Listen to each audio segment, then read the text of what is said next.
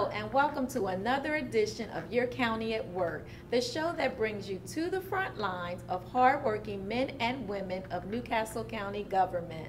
I am your host, Wayna Dobson. Today I'm happy to tell you that Victor Morgan and Christopher Schetzler, code enforcement officers from our land use department, are here to talk about the latest happenings in their office today. Thank you both gentlemen for being here today. Thank you. You're very welcome. Victor, let's start with you. How long have you been here with the county? Just a little under 10 years. Okay, and you, Chris? Same, about 9 years. And it's okay if I call you Chris? Sure. All right, okay.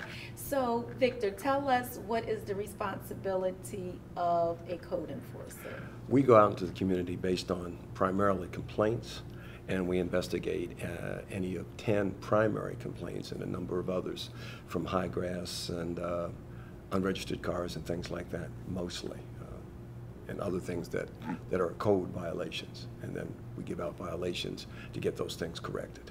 Okay. Chris, what is the most complaints that the code enforcers get? I would say most often we see high weeds and grass depending on the season. It's seasonal-based complaints. Spring through fall usually is our busy time. Unregistered vehicles, inoperable vehicles, vehicles parked on the grass. I think those would be our three big ones that we typically see. And what height is grass too high? 8 inches. 8 inches, okay. And so you go to a person's house, their grass is high, what do? We take a photograph showing what the violation is. We also show the house so people can identify where it is. And then we either send them a violation notice, or if it's 2 or 3 feet tall, if it's very tall, we'll often post a violation notice and abatement notice on the door to get more immediate action. Okay. And how long after you give them the notice do they have to fix whatever problem it is? It depends on the violation. For things like grass and cars, we typically give them 7 to 10 days. For some other violations that we have, building without a permit and things of our Unified Development Code, we tend to give a little bit longer. Okay, so let's talk about that a little bit. I have a house. I want to build a addition onto the house. And so what is it that I should do? What do I need to do? Well, the first thing you should do would be to come into the land use department and bring your documents for the house and plans of what it is that you want to do and acquire a permit. We're often called because people go ahead and start building without going through that permit process.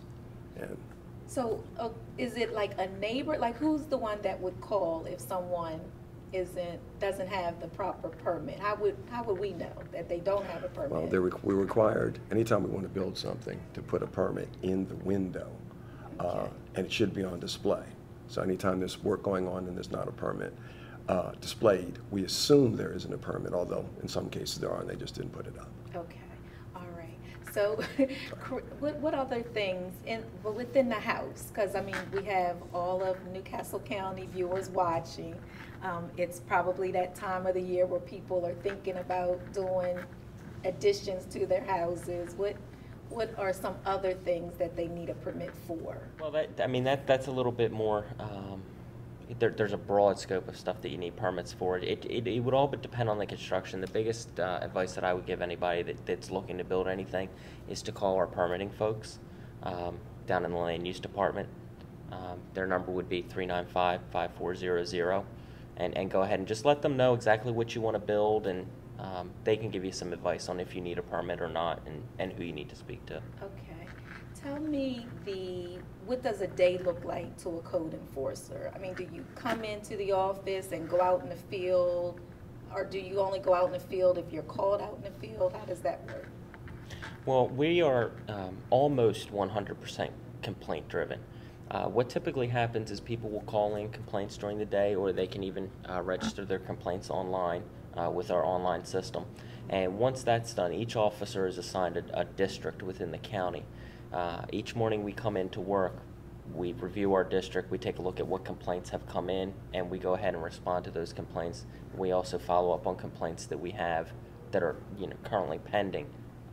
But every morning we come in the office, we run a daily sheet that tells us exactly what complaints are due to be inspected, and that's how we enforce.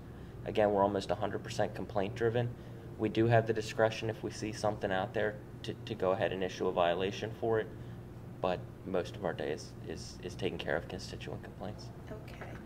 So let's say you send the notice, you post the notice, and nothing, the homeowner does nothing to fix the violation, then what happens?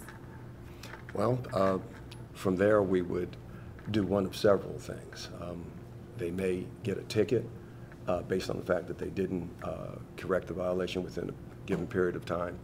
If, depending upon what the violation is, we may take action to correct the problem. If it's a very high grass, or if there's a public safety issue, we may actually go in, send one of our vendors out to do the work. Beyond that, if there isn't compliance, aside from the ticket process, we can take people to court or have an in-house hearing to try and bring compliance. Okay. Let's say that there is someone who cannot afford to fix whatever it is that is broken. What happens then? I think one of the most important things to remember is that we are compliance driven, not ticket-based driven, or trying to punish people for what they have on their property or what they can or cannot afford. We do run into a lot of cases where people just they legitimately cannot afford to make the improvements or take care of the property in the manner that we're asking them to take care of. And in those instances, the code enforcement officers do have contact with the property owners, and we do work with them. We come up with various ideas and ways that they come into compliance. We also work with them on time frames. If we've issued a violation and told them it has to be taken care of by a certain date, we do have the discretion through some certain programs in our office where we can grant extensions. They can talk to the officer will work with them, and we just want to get everybody in compliance, so we do understand that does come up. In addition to that, we sometimes will refer them to other programs where a homeowner in particular can get financing to maybe make the repairs. We're not just, because we're looking for compliance, we're not looking to punish anyone, as Chris said. We'll work with them in any number of ways to try and achieve that compliance. Okay. All right. Do either one of you have anything to add before we end our interview? I would just say if anybody's having an issue, just go ahead and call our code enforcement line. It's 395-5555. Anybody would be able to take your complaint. Also, you can go right online to the county's website, nccde.org, and file complaints there, and we'll get out there as soon as possible and get it taken care of for you. Okay. And the only thing that I would add is that we are looking for code compliance, but we also deal with public safety issues. So if someone has a concern about something that's public safety, we also will deal with that. Now give me an example of what you mean by public safety. Well, again, with the permits, if somebody's building a deck and there's no permit, one of the reasons we're looking for permits is there has to be a series of inspections during that whole process to make sure that that deck or whatever's being built is being built according to code, so that an accident doesn't happen later. If it's not done according to code, decks can actually collapse and people can get hurt or worse. So we're looking to make sure, or to ensure that all work being done is done in accordance with the building codes. Okay. And in addition, we work with no electric, no water, unsafe pools, things of that nature. If you're seeing that kind of stuff out there, give us a call. We would consider that emergency situations. All right. Thank you so very much. Okay, that brings us to a conclusion of another episode of Your County at Work. I hope that you learned something today. Please keep in tune to NCC TV to learn more about your local government, New Castle County. For County Executive Tom Gordon, Executive Producer Jim McDonald, Director Tony Prado, and NCC crew members Josue Ortega, Lisa Lancaster, and Rob Paolo, thank you for watching. This is Wayna Dobson signing off until next time.